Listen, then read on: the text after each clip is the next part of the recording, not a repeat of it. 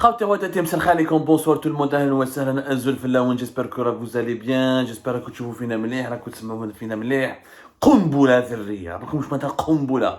C'est une véritable bombe qui vient d'éclater ici en France depuis le mois de septembre dernier. Une grosse affaire, une affaire d'État. Un scandale d'État qui implique le Qatar et plusieurs personnalités politiques françaises, qui implique surtout l'élément déclencheur de ce scandale, c'est le président, le patron du PSG, du Paris Saint-Germain, le célèbre club de football français qui a été acheté par le Qatar, qui est présidé notamment par Nasser El-Khelaifi.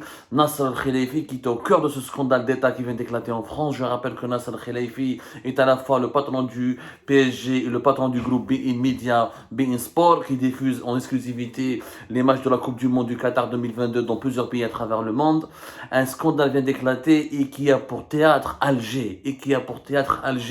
Où sont les services de sécurité, où sont les services secrets algériens, où est le pouvoir algérien, où est la valise, une fameuse valise rouge, est au cœur d'une grosse controverse, et cette controverse a fait éclater ce scandale d'État, dont le personnage principal est un entrepreneur, homme d'affaires franco-algérien, Aïtou Tayyib Ben Abdelrahman, et le président du PSG et de beIN Media, notamment beIN Sport, M. Nasser El-Khelaifi. Alors, qu'est-ce qui s'est passé? Il se trouve, qu'entre 2019 et 2020, selon les révélations faites par plusieurs médias français à propos d'une enquête judiciaire qui a été enclenchée par les CISNA à Paris, par la justice française concernant une affaire d'espionnage qui a commencé au Qatar et qui s'est déroulée en France.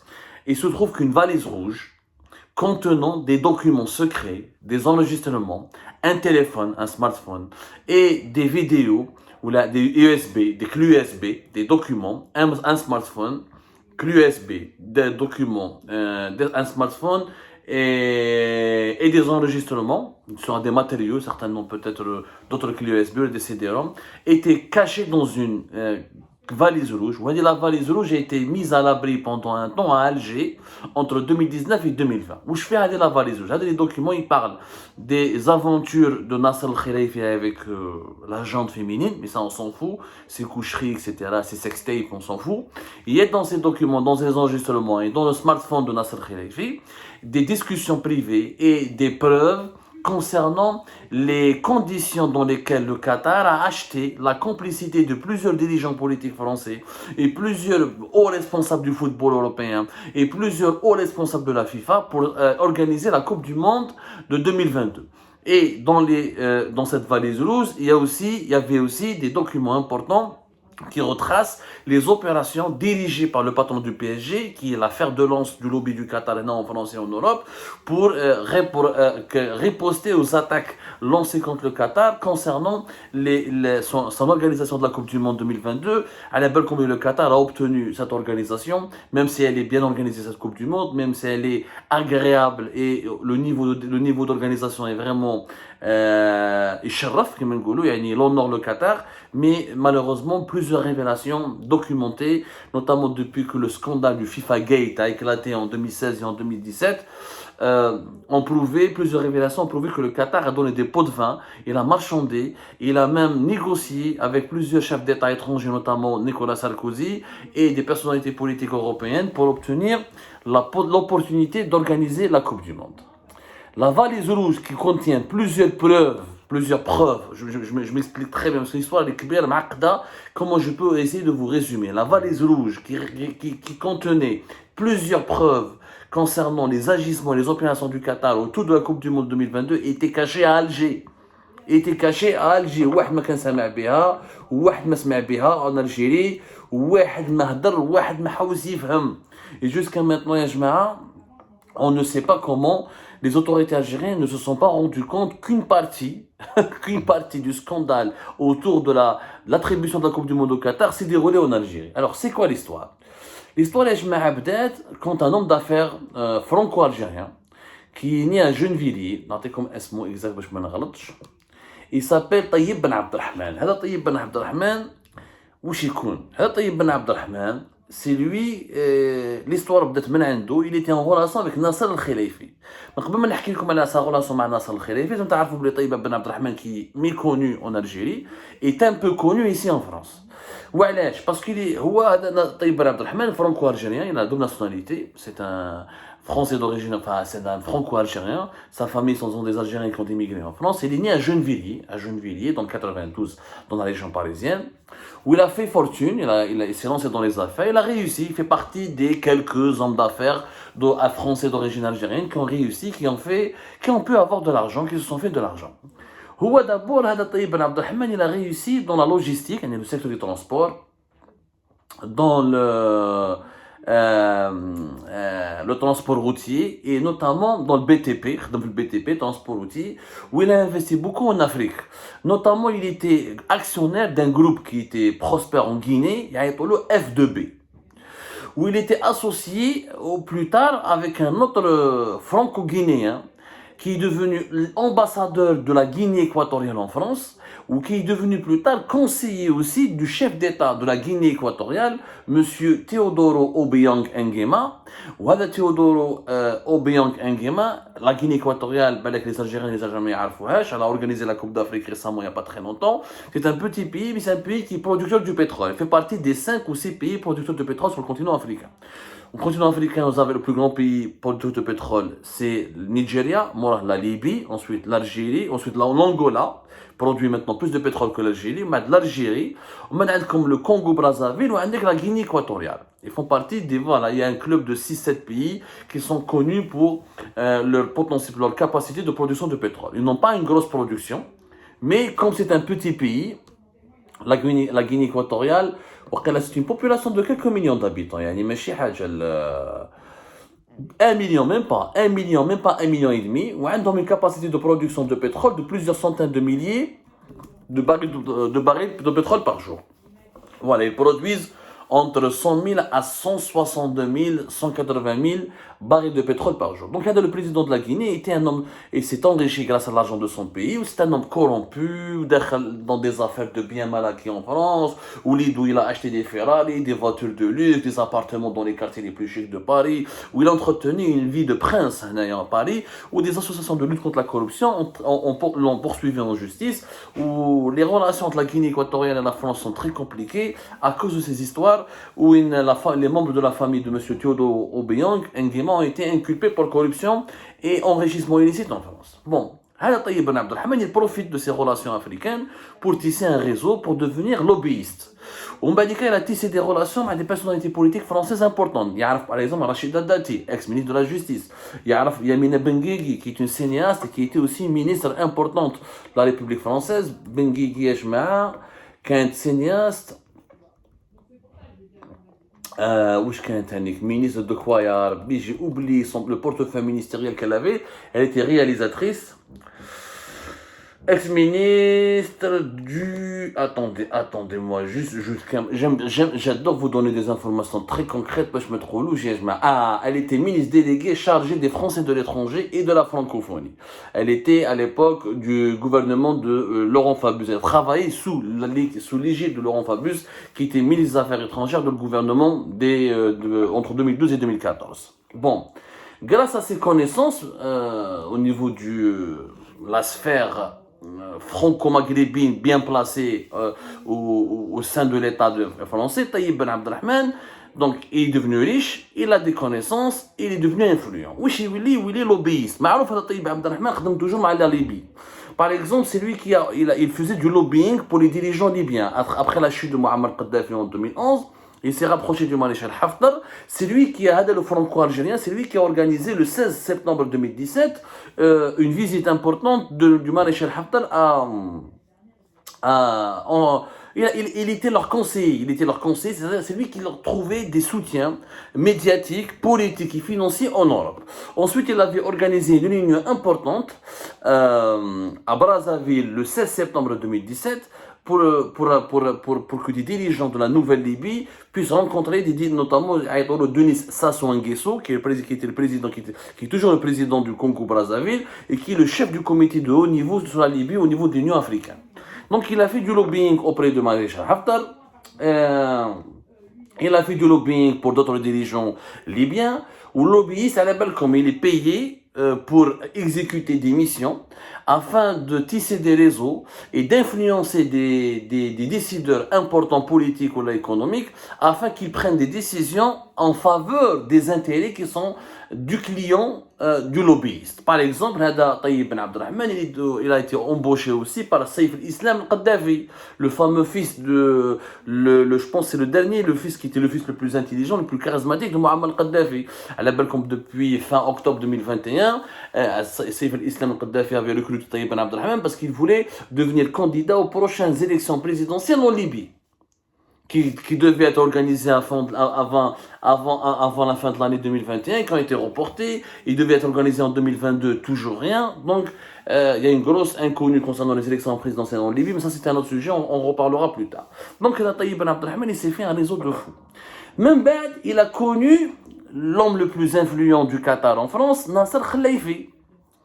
Il s'est installé au Qatar, parce qu'il était un grand supporter du PSG, au Canada, à la tribune présidentielle du PSG. C'est là où il a connu Nasser Khelaifi. Nasser Khelaifi l'a aidé visiblement à s'installer au Qatar lors de la crise du Golfe entre 2017 et 2021, lorsque le Qatar a été boycotté, blacklisté, a failli être envahi par l'Arabie Saoudite et les Émirats Arabes Unis, parce que les Émiratis et les Saoudiens voulaient étouffer les Qataris et empêcher les Qataris d'être proches des Iraniens et empêcher les Qataris de continuer de financer des mouvements politiques, même les frères musulmans, ou là d'autres partis, ou là d'autres mouvances qui étaient hostiles aux agendas émiratis et saoudiens dans le monde arabe et musulman.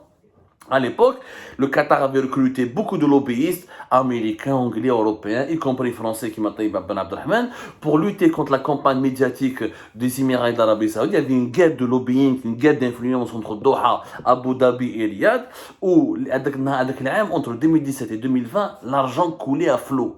Chacun des pays, des deux parties du conflit, les Émirats et les Saoudiens payaient des lobbyistes plusieurs millions d'euros, ou plusieurs millions de dollars. Au Doha, le Qatar payait des lobbyistes plusieurs millions de dollars pour contrecarrer, pour se protéger contre les Émirats et les Saoudiens et pour défendre une bonne image du Qatar à l'étranger et pour que la communauté internationale protège le Qatar contre les envahisseurs qui sont les Saoudiens et les Émiratis qui voulaient mettre fin à la monarchie du Qatar et annexer le Qatar.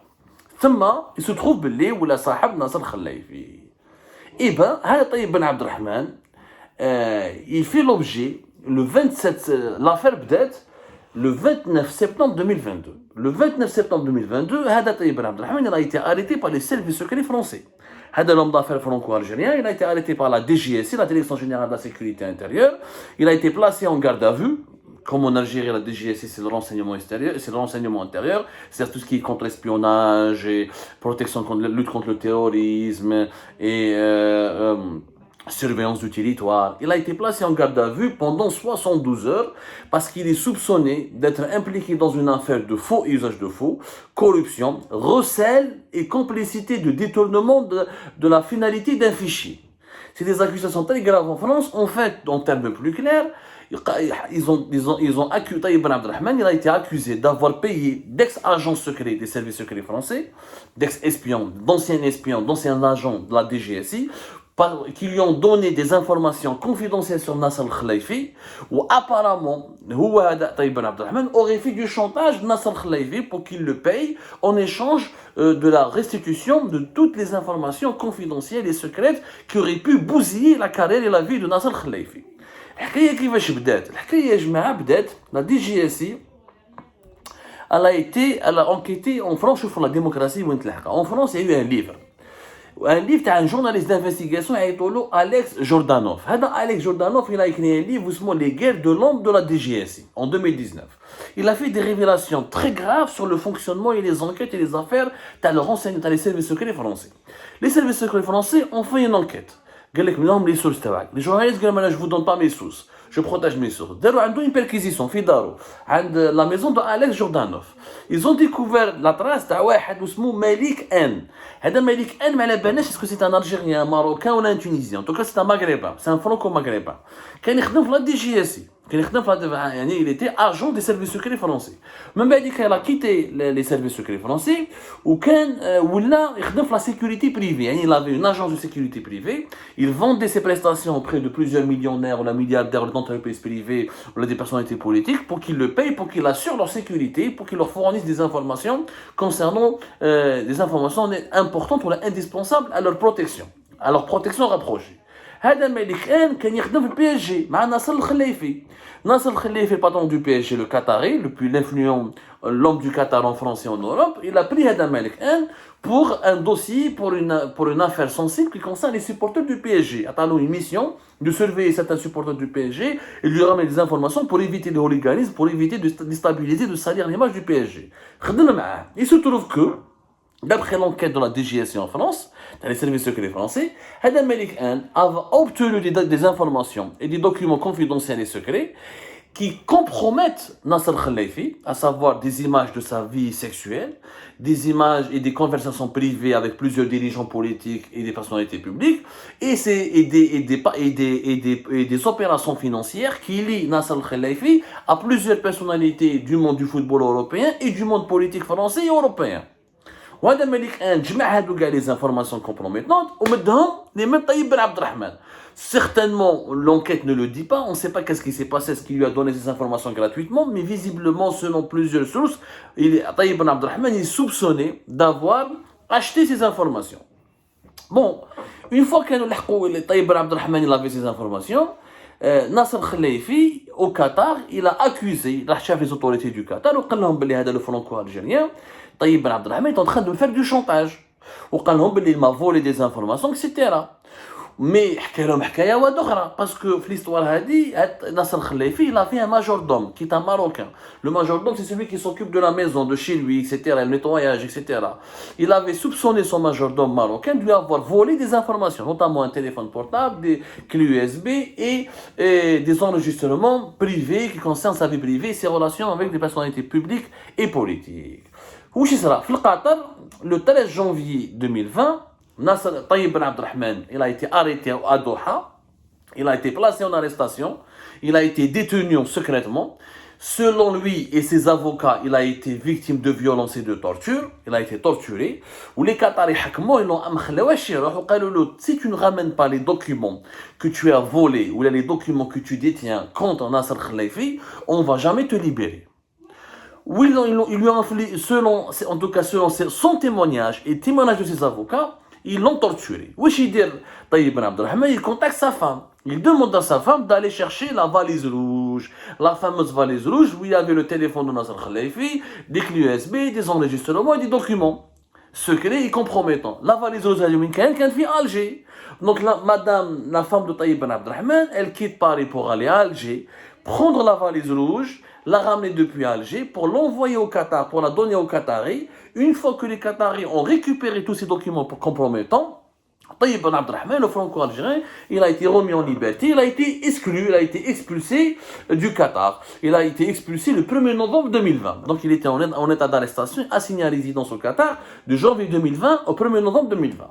Même il a déposé plainte en France, j'ai été torturé ou darbonné, ou il a déposé plainte contre X avec constitution de partie civile à Paris pour séquestration et torture et extorsion et complicité. Ça, c'est le quotidien Le Monde qui révèle ces informations. Le 5 octobre 2022, les avocats de Taïb Ben Abdelrahman, qui a été arrêté le 29 septembre, qui شافوا بلي leur client Taïb Abdelrahman qui est en état d'arrestation par la DGSI, accusé d'avoir espionné, d'avoir payé un ex-espion français, qui d'avoir volé des informations secrètes en utilisant les fichiers d'un service de sécurité, parce qu'apparemment Adam Malik N, pour espionner Nasser Khalifi, il a utilisé des fichiers de la police, ou des documents, ou des fichiers, ou des canaux dans les services secrets français.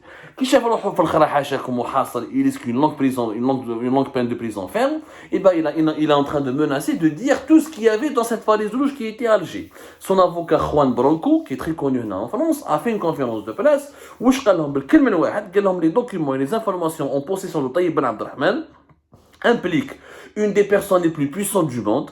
Cette affaire permet de se rendre compte de la centralité de la France dans ce processus qui est l'obtention du mondial 2022 et de l'importance de maintenir en place un appareil de corruption et de répression afin de s'assurer que tout se passe comme prévu. Ça, c'est Juan Branco, avocat de Taïb Abdelrahman, qui le dit.